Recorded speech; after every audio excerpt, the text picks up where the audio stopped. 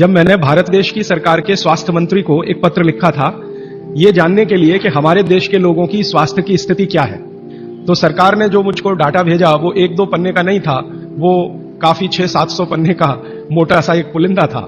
उसमें जो सेंसस की रिपोर्ट थी वो पूरी उन्होंने लिखी थी। वो पढ़कर मुझे बहुत परेशानी हो गई। परेशानी क्या हो गई कि उसमें उन्होंने बताया कि लगभग 112 करोड़ लोग इस देश में रहते हैं और 112 करोड़ लोगों में स्वस्थ लोगों की संख्या गिनती की 25 से 30 करोड़ है। बस 25 से 30 करोड़ लोग ऐसे हैं इस देश में जिनको स्वस्थ कहा जा सकता है। बाकी जितने भी लोग हैं सभी को कुछ न कुछ तकलीफें हैं कि 5 करोड़ लोग इस देश में हैं जिनको डायबिटीज है। और विशेषज्ञ ये कहते हैं उस रिपोर्ट में कि अगर यही गति और रफ्तार से डायबिटीज बढ़ती गई तो अगले 2014 तक लगभग 10 से 12 करोड़ लोगों को ये होगी। फिर उस रिपोर्ट में उन्होंने कहा है कि 12 से 13 करोड़ लोग ऐसे हैं जिनको लंग्स इन्फेक्शन की भिन्न भिन्न बीमारियां हैं, जैसे दमा है, अस्थमा है, सांस फूलती है, ब्रोंकियल अस्थमा है, ट्यूबरकुलोसिस है। ऐसे 12-13 करोड़ लोग। फिर वो विशेषज्ञों की रिपोर्ट कहती है कि भारत में लगभग 15-16 करोड़ लोग हैं जिनको घुटनों का दर्द, कमर का दर्द, कंधे का दर्द, हड्डियों का दर्द, जिसको आप संधिवात कहते हैं सरल भाषा में, ये हड्डियों के जोड़ों के दर्द की बीमारियां हैं। फिर उसी रिपोर्ट में बताया गया है कि 9 से 10 करोड़ लोग हैं जिनको पेट का कुछ न कुछ तकलीफ है, जिनको पित्त की बीमारियों के द्वारा हम लोग अक्सर परिभाषित करते हैं। गैस बनना, एसिडिटी होना, अल्सर होना, पेप्टिक अल्सर होना, हाइपर एसिडिटी होना वगैरह वगैरह। और ये सब मैं पढ़ता गया और एक जगह लिखा हुआ था रिपोर्ट में, बहुत परेशान करने वाली बात, कि 20 से 22 करोड़ लोग हैं जिनको आंखों की कुछ ना कुछ बीमारी है। या तो कम दिखता है या बिल्कुल नहीं दिखता, रात में नहीं दिखता, दिन में दिखता है तो रंग का अंतर पता नहीं चलता। हम लोग अंग्रेजी में उनको नाइट ब्लाइंडनेस या कलर ब्लाइंडनेस या ग्लूकोमा जैसी बीमारियों से परिभाषित करते हैं। और ये पढ़ते पढ़ते मैं परेशान होता गया। अंत में रिपोर्ट के आखिरी हिस्से में सरकार की तरफ से ये बताया गया था कि ये सब बीमारियां तो हैं और सरकार इनके लिए क्या क्या प्रयास कर रही है।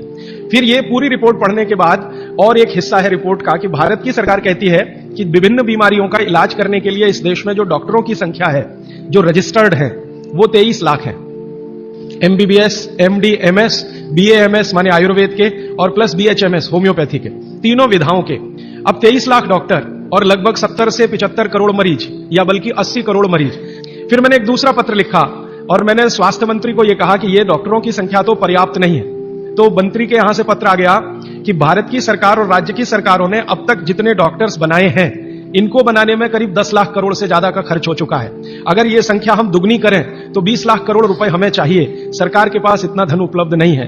फिर मैंने भारत सरकार को याद दिलाया कि भारत सरकार ने एक अंतर्राष्ट्रीय समझौता किया हुआ है जिसमें कई देश शामिल हैं और वो समझौते का टाइटल है 2014 तक सभी स्वस्थ। तो 2014 तक कैसे होने वाला है? मुझे नहीं लगता कि कोई होने की संभावना है। और सरकार स्वीकार करती है कि जिस गति से सरकार काम कर रही है, अगर सभी हिंदुस्तानियों को स्वास्थ्य दिया जाए, चिकित्सा दी जाए, तो कम से कम 350 साल लगेंगे। अब मेरी एक जो दुख की बात है मन की, वो ये कि 350 साल में जनसंख्या अगर जो बढ़ रही है उसको जोड़ दिया इसमें, तो किसी को भी स्वास्थ्य कभी भी उपलब्ध नहीं हो सकेगा। जब ये जानकारी मुझे आई तो मैं बहुत परेशान हुआ और मैंने सोचा कि ये तो बड़ी गंभीर स्थिति है। सबको स्वास्थ्य मिलना सरकार के बूते का और सरकार के दम पर और चिकित्सा जो चल रही है इस देश में उसके दम पर तो संभव नहीं है। कोई और रास्ता ढूंढना पड़ेगा।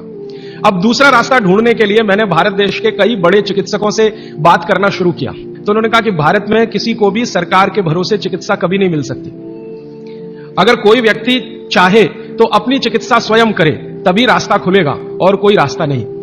पिछले 60 वर्षों में आजादी के बाद आप सब जानते हैं, सरकार भी मानती है इस बात को कि जितना विकास हुआ है एलोपैथी चिकित्सा का, जितने डॉक्टर बढ़े हैं, जितनी दवाएं बढ़ी हैं, जितने हॉस्पिटल्स बढ़े हैं, जितनी सुविधाएं बढ़ी हैं, उतनी बीमारियां कई गुना गति से बढ़ गई।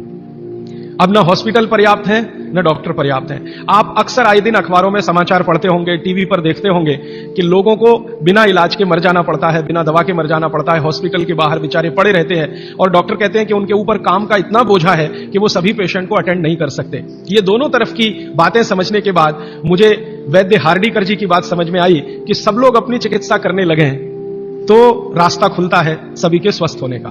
तो मैंने पूछा कि क्या यह संभव है कि हर आदमी अपनी चिकित्सा खुद कर ले, तो डॉक्टर की क्या जरूरत है?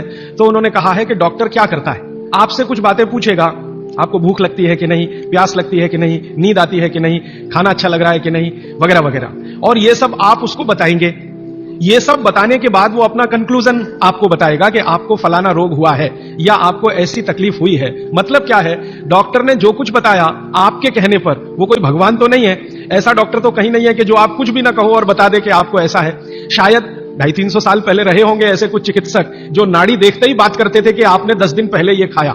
ऐसे वैद्य रहे हैं इस देश में जो 1 मिनट आपकी नाड़ी पकड़ लें तो बता देंगे कि कल क्या खाया, 2 दिन पहले क्या खाया, 4 दिन पहले क्या खाया, 10 दिन पहले क्या खाया। आप जो बताते हैं डॉक्टर उस पर से अपना तय करता है, लेकिन उसमें भी वो पक्का नहीं होता। एलोपैथी चिकित्सा में तो सिद्धांत ही है trial and error, trial and error, trial and error. माने कोशिश करो और गलतियां करो, कोशिश करो और गलतियां करो, कोशिश करो, माने तीर चलाओ, लगे तो ठीक नहीं तो तुक्का। फिर मैंने ये बात कंफर्म करने के लिए एलोपैथी के कई बड़े डॉक्टरों से बात की, बहुत बड़े बड़े डॉक्टरों से बात की, दिल्ली में, मुंबई में। वो कहते हैं कि देखो बात तो सही है लेकिन हम इसको जाहिर में नहीं कह सकते, माने आप जैसे लोगों के सामने नहीं कह सकते कि हम सब ट्रायल एंड एरर पे काम करते हैं, हम सब तीर चलाते हैं, लग जाए तो ठीक है नहीं तो तुक्का है। माने आपका जो इलाज किया जाता है वो एक कुछ एजम्पशंस के आधार पर है, कंफर्म कुछ भी नहीं है उसमें। काम कर गया तो ठीक है, नहीं तो आप तो मर ही जाएंगे। डॉक्टर कहेगा मैंने तो बहुत कोशिश की, अब मैं क्या कर सकता हूं, और आप चुपचाप अपने पेशेंट की डेड बॉडी लेके वहां से चले आएंगे। मैं आपको एक बहुत गंभीर बात कहना चाहता हूं। हिंदुस्तान के एलोपैथी चिकित्सा के शीर्षस्थ डॉक्टर जो इस देश में है, उनकी एक संस्था है, वो संस्था की एक कॉन्फ्रेंस में मैं चला गया था गलती से। तो उस कॉन्फ्रेंस में 3 दिन में बैठा रहा दिल्ली में। जो बातें होती हैं वो आपको सुना दी जाए तो आप किसी भी एलोपैथी चिकित्सक के पास नहीं जाएंगे। वो बिल्कुल इस तरह से बातें करते हैं जैसे कोई कसाई बकरे को काटने से पहले बात करता है। ऐसी स्थिति इस देश में आ गई है। फिर 3 दिन सुनने के बाद मैं परेशान हो गया, तो मैंने वो डॉक्टर से कहा मैं जाना चाहता हूं। उसने बकरे को काटने से पहले बात करता है। ऐसी स्थिति इस देश में आ गई है।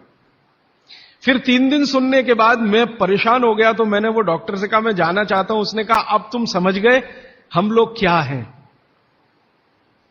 तो मैंने कहा ये आपने मुझे समझाया क्यों? तो उन्होंने कहा तुम एक काम कर सकते हो जो हम नहीं कर सकते, कि ये बातें दूसरों को समझा दो।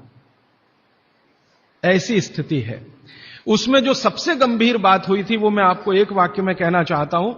वो ये कहते थे सभी डॉक्टर एक दूसरे से सहमत होते हुए कि 250 वर्षों में एलोपैथी चिकित्सा ने एक ही काम किया है, दर्द से लड़ने का, बस, इसके अलावा कुछ नहीं।